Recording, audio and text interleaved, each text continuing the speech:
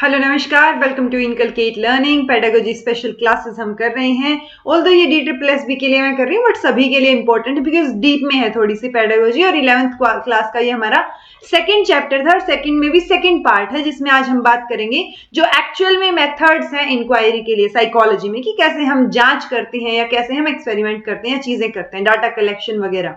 ठीक है, तो वो कौन कौन से तरीके हो सकते हैं, तो वो मेथड्स और विधियों की बात हम कर रहे हैं। ऑब्जर्वेशनल मेथड, एक्सपेरिमेंटल, कोरिलेशनल, सर्वे और केस स्टडी, इन्हीं के बारे में आज डिटेल में बात करेंगे। दिस इज प्रेजेंटेड बाय मी रवीना, और इसी के साथ हमारा सेकंड चैप्टर आज कंप्लीट हो जाएगा 11th क्लास की जो NCERT है साइकोलॉजी की, उसका। ठीक है जी। सो नेक्स्ट क्लास से हम थर्ड चैप्टर शुरू करेंगे। सो चलिए शुरू करते हैं। अगर वीडियोस इन्फॉर्मेटिव लग रही हो तो इनकलकेट लर्निंग को लाइक शेयर सब्सक्राइब कर दीजिएगा, विच इज एब्सोल्युटली फ्री। तो फ्री में इतना तो बनता है। ठीक है, तो इनमें से चलिए सबसे पहले बात करते हैं ऑब्जर्वेशनल मेथड की। नाम से ही पता चल रहा होगा आपको, ऑब्जर्वेशन यानी ऑब्जर्व करना, प्रेक्षण विधि इसको हिंदी में बोलते हैं। ऑब्जर्वेशन एक बहुत पावरफुल टूल माना जाता है जब साइकोलॉजिकल इंक्वायरी हम करते हैं, यानी कि जब हम मनोवैज्ञानिक तौर पे जांच जब करते हैं, तो एक मतलब पावरफुल और एक इंफॉर्मेटिव टूल माना जाता है कि आप ऑब्जर्व कर रहे हैं। सो ऑब्वियसली जो रिसर्च कर रहा होगा वही ऑब्जर्व करेगा, रिसर्चर का काम होगा ऑब्जर्व करना। ठीक है, तो एक इफेक्टिव मेथड ये माना जाता है कि आप किसी के बिहेवियर को ऑब्जर्व करके जो है इफेक्टिवली बता सकते हैं कि किस तरीके का इंसान है वाली। तो a scientific observation differs from day to day observation in many respects या मेनी एस्पेक्ट्स। पॉइंट ये है कि हम रोज ही तो ऑब्जर्व करते रहते हैं ना। मान लो आप कहीं बाहर गए लंच या डिनर करने, वहां बैठे हैं, तो जब तक आपका खाना नहीं आया आप बातचीत कर रहे हैं, आसपास की चीजों को ऑब्जर्व कर रहे हैं। जब वैसे भी आप यूजुअली कहीं बाहर निकलते हैं या घर में भी आप अगर बच्चे हैं तो उनको ऑब्जर्व करते रहते हैं, तो वही क्या है, उनको ध्यान से देखना, ऑब्जर्व करना कि क्या चीजें हो रही हैं। सो साइंटिफिक ऑब्जर्वेशन थोड़ा सा अलग होता है डे टू डे ऑब्जर्वेशन से। जो मैंने अभी एग्जाम्पल बताया वो डे टू डे ऑब्जर्वेशन का रहेगा। साइंटिफिक की जब बात करेंगे तो सबसे पहले हम सिलेक्ट करेंगे, यानी सिलेक्शन होगा, चयन करेंगे हम कि किस तरीके के बिहेवियर को हमें ऑब्जर्व करना है। ऐसा नहीं हो सकता कि जो है सभी बिहेवियर्स को हम ऑब्जर्व कर रहे हो जो भी हमें मिल जाए। ठीक है, तो एक पर्टिकुलर टाइप ऑफ बिहेवियर को जो है हम ऑब्जर्व करेंगे। तो उसके लिए फिर हमें सबसे पहले तो सिलेक्ट करना पड़ेगा कि हमें किस तरीके का बिहेवियर जो है ऑब्जर्व करना है। फिर हम उसको रिकॉर्ड करेंगे जी, क्योंकि जब यूजुअली हम ऑब्जर्व करते करते ही अगर जजमेंट कर देंगे तो वो थोड़ी सी बायस्डनेस वहां आ सकती है। इसलिए ये सजेस्ट किया जाता है कि आप जो है पहले उसको रिकॉर्ड कर लीजिए जो भी चीजें हैं। अब वो रिकॉर्ड आप जो है क्वेश्चनेयर की फॉर्म में भी रिकॉर्ड कर सकते हैं, आप हाथ से लिख भी सकते हैं, आप फोटोग्राफ्स भी ले सकते हैं, आप वीडियो रिकॉर्डिंग भी कर सकते हैं। तो अलग अलग तरीके की चीजों के थ्रू, जैसे टैलीज आप मार्क कर सकते हैं कि आपने मान लो कोई चीजें यहाँ ऑलरेडी लिख रखी थी, कोई जो है कोई भी कंपोनेंट लिख रखा था, उसके आगे आप इस तरीके से करते जाएं टिक, या उसको कट कर दें। तो ये क्या होता है कि जैसे उसमें हमने पढ़ा था ना, मैंने आपको फ्लेंडर के इंटरेक्शन एनालिसिस, अगर आपने नहीं देखा है तो वो वीडियो देखिएगा। फ्लेंडर इंटरेक्शन एनालिसिस में हम ये टैली करते हैं कि टीचर का जो इंटरेक्शन है क्लास में वो कैसा है, और हम वर्बल इंटरेक्शन की बात कर रहे होते हैं। सो टीचर ने कितनी बार कौन सा बिहेवियर जो है वो रिपीट किया। सो वो रिपीटेशन के बाद मान लो एक बार किया, दो बार किया, तीन बार, चार बार, और पांचवी बार के लिए हम इसको ऐसे कट कर देते। तो ये एक टैली हो गई। इस तरीके से हम जो है टैली की फॉर्म में भी रिकॉर्ड कर सकते हैं चीजें। ठीक है, तो दूसरा ये कि हमें अभिलेख करना है, लिखना है उनको, जो रिकॉर्डिंग है वो रिकॉर्ड करना है, जो भी बिहेवियर हम ऑब्जर्व कर रहे थे उसको। और रिकॉर्ड करने के बाद जो है हम डाटा को एनालाइज करेंगे। डाटा यानी प्रदत्त और एनालिसिस यानी कि विश्लेषण। तो हम जो है डाटा को एनालाइज करेंगे लास्ट में जाके, और फिर एक कंक्लूजन या एक मीनिंग जो है वहां से विड्रॉ करेंगे। ये होगा जी ऑब्जर्वेशनल मेथड।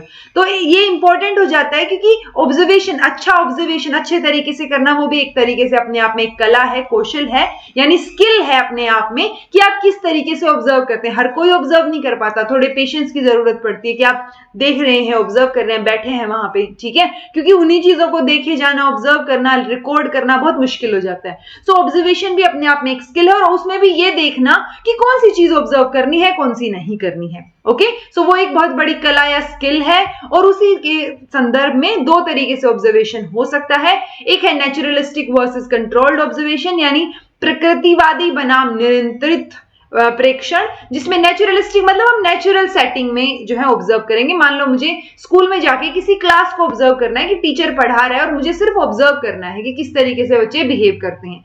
तो जो भी पर्टिकुलर बिहेवियर मुझे नोटिस करना होगा, वो मान लो मुझे ये नोटिस करना है कि कि कौन कितने तरीके से बच्चे जो है वो सवाल पूछ सकते हैं या किस किस तरीके से पूछे जाते हैं सवाल टीचर से। ठीक है, तो मैं जाके बैठ जाऊंगी लास्ट बेंच पे और मैं सिर्फ ऑब्जर्व करूंगी। पॉइंट ये है कि नेचुरलिस्टिक सेटिंग में वहां पे ऑब्जर्वेशन हो रहा है, आप कोई भी चीज को कंट्रोल नहीं कर रहे, चेंज नहीं कर रहे, जो चीज जैसी है आप वैसे क्या कर रहे हैं, उसको ऑब्जर्व कर रहे हैं। लेकिन अगर आप चीजों को मैनिपुलेट करें, कंट्रोल करें, तो वो कंट्रोल्ड ऑब्जर्वेशन हो जाएगा।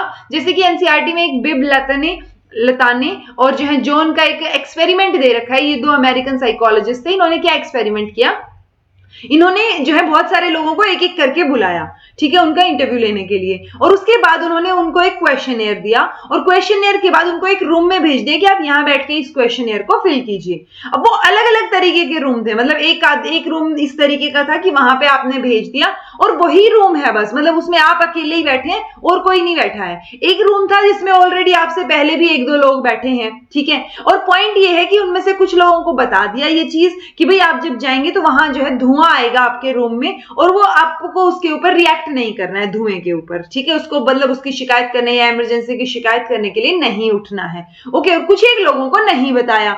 सो पॉइंट ये है कि उस सिचुएशन में अगर अकेला इंसान बैठा है तो क्या वो धुआं देख के रिपोर्ट करेगा इमरजेंसी को या नहीं करेगा, या फिर ग्रुप में जब बैठे हैं तो वो जल्दी रिपोर्ट करेंगे। तो प्रोबेबिलिटी ये पाई गई कि अगर अकेला इंसान बैठा है तो उसने इमरजेंसी ज्यादा लोगों ने रिपोर्ट की है, अगर ग्रुप में है तो कम लोगों ने रिपोर्ट की है परसेंटेज वाइज अगर हम बात करें।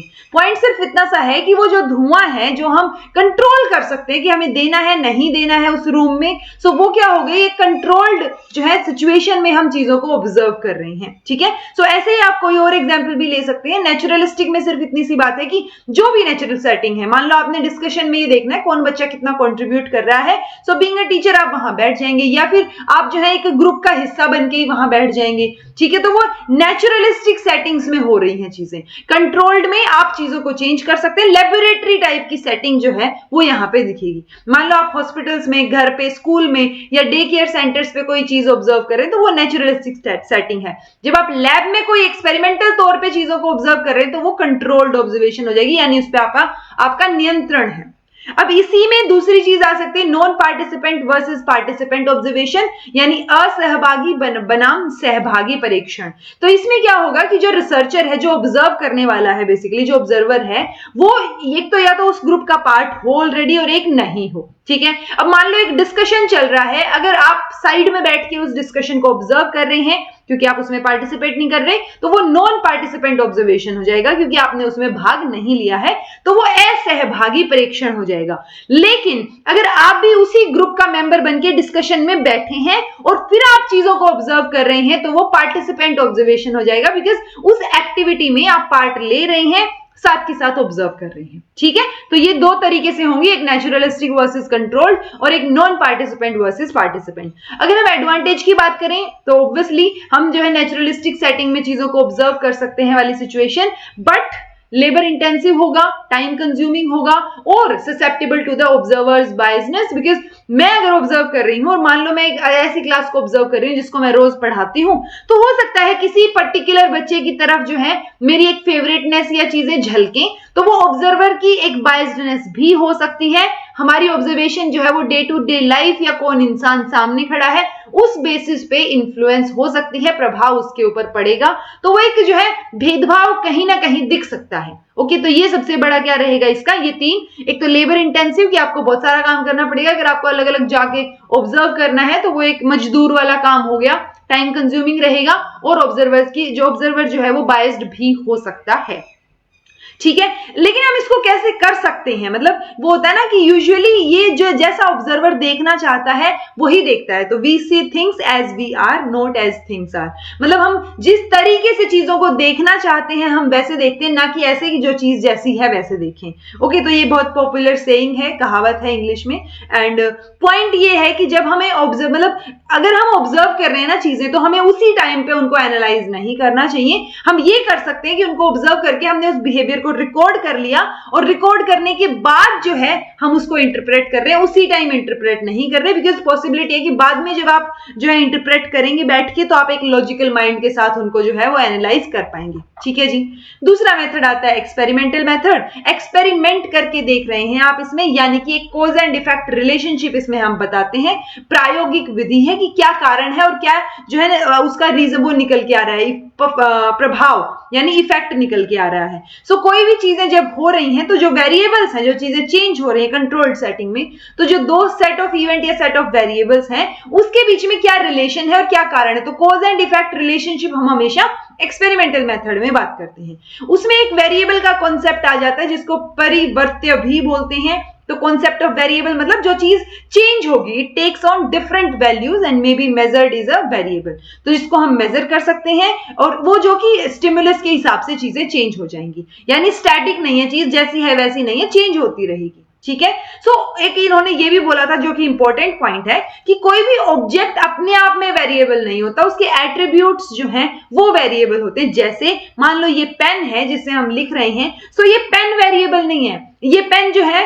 किस कलर का है या ये इसके अंदर इंक किस कलर की है, वो जो इसके एट्रीब्यूट्स हैं वो वेरिएबल है। तो ये चीज हमें पता होना चाहिए। मान लो आप जो है किसी रूम में बैठ के एग्जाम दे रहे हो तो वो रूम वेरिएबल नहीं है, उसके अंदर कितने बेंच हैं, कितना बड़ा रूम है, वो सारी चीजें वेरिएबल हैं। सो ऑब्जेक्ट जो है वो अपने आप में वेरिएबल नहीं होता, उसके जो एट्रीब्यूट्स हैं, उसके जो अलग अलग तरीके के गुण हैं, जो पार्ट्स हैं, कंपोनेंट्स हैं उसके, वो वेरिएबल होते हैं। ये बात याद रखिएगा। ओके, इसके ऊपर स्टार लगा लीजिएगा, कई बार वो डायरेक्ट ऑप्शन आ जाता है ना कि ऑब्जेक्ट जो है वो अपने आप में वेरिएबल है या नहीं। तो अगर एनसीईआरटी से आया तो इस तरीके का क्वेश्चन बन सकता है यहां से। ओके, वेरिएशन जो है वो क्वांटिटेटिव क्वालिटेटिव हो सकता है, वो हम ऑलरेडी पढ़ चुके हैं पिछली क्लास में। और वेरिएबल की जब हम बात करेंगे तो वो कई तरीके के वेरिएबल हो सकते हैं। मेजरली ये 3 वेरिएबल के बारे में आपको पता होना चाहिए। एक है इंडिपेंडेंट, अनाश्रित यानी जो किसी के ऊपर डिपेंडेंट नहीं है। डिपेंडेंट मतलब आश्रित यानी कि जो इंडिपेंडेंट के ऊपर जो है वो आश्रित है, निर्भर करता है। और एक एक्सट्रेनियस, बाह्य तौर पे, यानी बाहरी वेरिएबल भी इसको बोलते हैं या बाह्य बोल देते हैं। तो जो इंडिपेंडेंट क्या होगा, जो किसी के ऊपर डिपेंड नहीं करता, यानी एक्सपेरिमेंटर यानी जो रिसर्च कर रहा है वो उसको चेंज कर सकता है। ओके, सो जो चेंज कर मतलब जिसको कौन चेंज कर रहा है, एक्सपेरिमेंटर चेंज कर रहा है, वो क्या हुआ, इंडिपेंडेंट। और इसके चेंज करने से जो इफेक्ट किसी दूसरी चीज के ऊपर पड़ रहा है वो वेरिएबल होगा जी, डिपेंडेंट वेरिएबल। ठीक है, समझ आई इतनी चीज। मान लो कोई भी एग्जांपल ले लो, मान लो ये रूम है और रूम में जो है मैं क्या कर रही हूं, मैं एक्सपेरिमेंटर हूं, मुझे ये देखना है कि कितनी फैन चलाने पे यहाँ पे बैठे बच्चों को जो है वो ठंड लगेगी या कितना एसी चलाने पे। तो जो मैं चेंज कर रही हूं एसी का या फैन का टेम्परेचर, फैन का अगर मैं स्पीड चेंज कर रही हूं तो वो जो स्पीड चेंज हो रही है वो कौन कर रहा है, एक्सपेरिमेंटर कर रहा है, यानी मैं कर रही हूं। जो चेंज हो रही है वो स्पीड है, यानी वो इंडिपेंडेंट वेरिएबल है। और जो प्रभाव पड़ेगा, वो जो ठंड हम देखना चाह रहे हैं वो डिपेंडेंट होगा। और वो किसके ऊपर डिपेंडेंट है, वो फैन की स्पीड के ऊपर डिपेंडेंट हो गया। ठीक है, अब जिस चीज के ऊपर हम एक्सपेरिमेंट कर रहे हैं, ठीक है, the group that receive the new treatment being studied, उसको एक्सपेरिमेंटल ग्रुप कहेंगे। और जिसके ऊपर कोई भी जो है प्रभाव नहीं पड़ रहा है या जिसको हम चेंज नहीं कर रहे। एक और एग्जांपल ले लेते हैं। मान लो आपकी क्लास में जो है 20 बच्चे हैं और आपने क्या किया, रैंडमली 10-10 का ग्रुप बना दिया। या मान लो एक स्कूल में जो है 11th क्लास में 2 सेक्शंस हैं, सेक्शन ए और सेक्शन बी। मैंने क्या किया, सेक्शन ए को सोचा कि इनको ना आईसीटी की टेक्निक से पढ़ाते हैं कि प्रोजेक्टर लगाएं, इनको पीपीटीज दिखाएं, वीडियोस दिखा के चीजें समझाएं। ओके, और जो बी वाला सेक्शन है उसमें वैसे ही जैसे अभी तक पढ़ाई चलती आई है, बोर्ड पे टीचर आ रहा है, पढ़ा रहा है, चला जा रहा है, वो सिचुएशन है। तो अब मैं ऑब्जर्व करना चाह रही हूं कि दोनों में से कौन सी क्लास बेटर परफॉर्म करेगी। ओके, तो मैंने क्या किया है, मैंने एक ही जो सिचुएशंस थी, कंडीशंस थी, उनको चेंज किया है। मतलब मैं उनको अलग तरीके की सिचुएशंस में ढालने की कोशिश कर रही हूं। तो जो सेक्शन ए हो गया मेरा, वो एक्सपेरिमेंटल ग्रुप हो गया। सेक्शन बी जिसको मैंने एज इट इज छोड़ दिया, जिसके ऊपर कोई एक्सपेरिमेंट नहीं किया और कोई नई चीज उनके अंदर इंट्रोड्यूस नहीं की, तो वो क्या हो गया, हमारा कंट्रोल ग्रुप। ठीक है, तो एक्सपेरिमेंटल ग्रुप को कई बार ट्रीटमेंट ग्रुप भी बोला जाता है कि आप इसको जो है ट्रीट कर रहे हैं, जिसके ऊपर एक्सपेरिमेंट हो रहा है। ठीक है जी। एक आता है एक्सट्रेनियस वेरिएबल। एक्सट्रेनियस वेरिएबल मतलब जो एक्स्ट्रा फैक्टर, यानी कि हम उसको देखना नहीं चाह रहे, हम तो सिर्फ इंडिपेंडेंट डिपेंडेंट को ऑब्जर्व कर रहे हैं ना, इसको हम ऑब्जर्व नहीं कर रहे, लेकिन ये जो है पोटेंशियल है इसमें कि ये अफेक्ट कर रहा है डिपेंडेंट वेरिएबल को। तो हमें पता नहीं चलेगा कि इंडिपेंडेंट वेरिएबल की वजह से डिपेंडेंट चेंज हो रहा है या एक्सट्रेनियस की वजह से चेंज हो रहा है। ओके, सो वो एक्सट्रेनियस फैक्टर होगा, एक्सट्रेनियस वेरिएबल होगा, जिसको बाहरी जो है वेरिएबल बोल देते हैं। इसी से कंफ्यूज करता हुआ एक मिल सकता है आपको कंफाउंडिंग वेरिएबल। कंफाउंडिंग का मतलब ही एक तरीके से कंफ्यूज करना होता है कि जिसमें आपको समझ ना आए कि जो चेंज हो रहा है वो किसकी वजह से हो रहा है। ओके, सो इज दैट ये टाइप होता है इसी का ही एक्सट्रेनियस वेरिएबल का, that not only affect the dependent variable but it is also related to the independent। मतलब ये इंडिपेंडेंट से रिलेटेड है, तो हम समझ नहीं पा रहे कि किसकी वजह से चीजें चेंज हो रही हैं। एक्सट्रेनियस सिर्फ इतना सा है कि हम इसको इन्वेस्टिगेट भी नहीं कर रहे और जो है लेकिन फिर भी ये अफेक्ट जो है वो पूरा का पूरा डाल रहा है हमारी स्टडी के ऊपर। ठीक है जी। अब इसमें भी दो चीजें आ सकती हैं, एक फील्ड एक्सपेरिमेंट हो सकते हैं, क्षेत्र प्रयोग, या फिर क्वासी एक्सपेरिमेंटल हो सकते हैं। तो फील्ड एक्सपेरिमेंटल मतलब आप नेचुरल सेटिंग में जाके एक्सपेरिमेंट्स कर रहे हैं, प्रयोग करके देख रहे हैं और डाटा कलेक्ट कर रहे हैं। क्वासी एक्सपेरिमेंटल मतलब एक तरीके से क्वासी को हम झूठा ही बोल देते हैं ना, एज इफ, लैटिन में इसका मतलब होता है एज इफ, कि अगर ऐसा हो जाए तो। ठीक है, तो वो प्रयोग कल्प है, यानी कि जो फील्ड एक्सपेरिमेंट है उसमें इंडिपेंडेंट वेरिएबल जो हमारे पास था उसको हम चेंज कर सकते थे। ठीक है, मैनिपुलेट कर सकते थे, एग्जैक्ट वर्ड मैनिपुलेट यूज होता है। लेकिन अगर क्वासी एक्सपेरिमेंटल की बात करेंगे तो उसमें हम जो है इंडिपेंडेंट वेरिएबल को मैनिपुलेट या चेंज नहीं कर सकते, हम उसको सिलेक्ट कर सकते हैं। ठीक है, तो ये चीज आपको मेजर डिफरेंस याद रखना है जहां से क्वेश्चन बनते हैं कि फील्ड एक्सपेरिमेंट या क्वासी एक्सपेरिमेंटल में क्या फर्क है। फील्ड एक्सपेरिमेंटल में हम इंडिपेंडेंट वेरिएबल को चेंज कर सकते हैं, मैनिपुलेट कर सकते हैं, बट क्वासी एक्सपेरिमेंटल में हम उसको सिलेक्ट तो कर सकते हैं बट उसको मैनिपुलेट नहीं कर सकते। ठीक है, एक तरीके से देखा जाए तो फील्ड एक्सपेरिमेंट या जो एक्सपेरिमेंटल डिजाइन है ना, उन्हीं का टाइप होता है ये जो हमारा क्वासी एक्सपेरिमेंट है ये भी। देन आता है जी कोरिलेशनल रिसर्च, यानी सह संबंधात्मक अनुसंधान, यानी कि क्या रिलेशन है, जो आपके वेरिएबल्स हैं दो, उनमें क्या संबंध है वो देखना चाह रहे हैं। तो ये बेसिकली सिर्फ रिलेशनशिप बताता है दो वेरिएबल्स के बीच में। ठीक है, कि वो एक दूसरे से एसोसिएटेड हैं, अगर हैं तो वो पॉजिटिवली एसोसिएटेड हैं, नेगेटिवली एसोसिएटेड हैं, या है ही नहीं एसोसिएटेड। तो वो उनके बीच में क्या संबंध है वो हमें बताना चाह रही हैं। तो जो स्ट्रेंथ और डायरेक्शन होती है रिलेशनशिप की, उसको हम किस फॉर्म में डिनोट करते हैं या कैसे मेजर करते हैं, कोरिलेशन कोफिशिएंट की फॉर्म में। और कोरिलेशन कोफिशिएंट की वैल्यू जो है वो +1 से -1 तक हो सकती है जी, यानी कि नेगेटिव में कोरिलेशन की वैल्यू हो सकती है। सो +1 यानी और 0 और -1, तो इनके बीच में हो सकती है। अब 3 टाइप के कोरिलेशन हो सकते हैं, एक पॉजिटिव, एक नेगेटिव, एक जीरो। पॉजिटिव मतलब धनात्मक सहसंबंध, नेगेटिव मतलब ऋणात्मक और 0 मतलब 0। ठीक है, पॉजिटिव मतलब कि अगर x वेरिएबल चेंज हो रहा है, अगर वो इंक्रीज हो रहा है तो हमारा y वेरिएबल भी इंक्रीज होगा, यानी डायरेक्टली प्रोपोर्शनल, आप ऐसा लगा सकते हैं। दोनों पॉजिटिवली कोरिलेटेड हैं। नेगेटिवली में क्या होगा कि एक काम अगर एक वेरिएबल इंक्रीज हो रहा है तो दूसरा डिक्रीज हो जाएगा, कोई भी। ठीक है, मान लो x इंक्रीज हो रहा है तो y जो है वो डिक्रीज हो जाएगा, या x डिक्रीज हो रहा है तो y इंक्रीज हो जाएगा। तो ये हो जाएगा नेगेटिव कोरिलेशन, यानी ऋणात्मक संबंध। अब ये भी पॉसिबल है कि ना ही हो कोई रिलेशन, बिल्कुल 0 हो, तो इनमें कोई रिलेशन नहीं होगा तो 0 कोरिलेशन बोल देते हैं। ऑल्दो डिफिकल्टी होती है हमें 0 कोरिलेशन मापने में, क्योंकि वो एग्जैक्ट 0 नहीं आती वैल्यू। सो माइनस या प्लस का 0.02 या 0.03 इस तरीके से अगर कोई वैल्यू आती है तो हम बोल सकते हैं कि हाँ उसमें 0 कोरिलेशन है।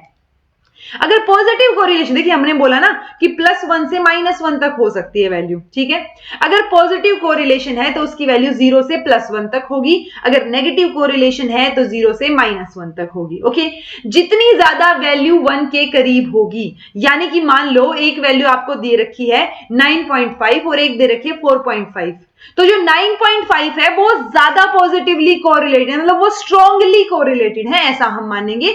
अगर 0 के पास है तो वो फिर 0 कोरिलेशन की तरफ बढ़ती जाएगी वैल्यू। ओके, और अगर 0 से अगर माइनस में है, मान लो -9.5 है, यानी कि वो स्ट्रांगली नेगेटिव कोरिलेशन में है।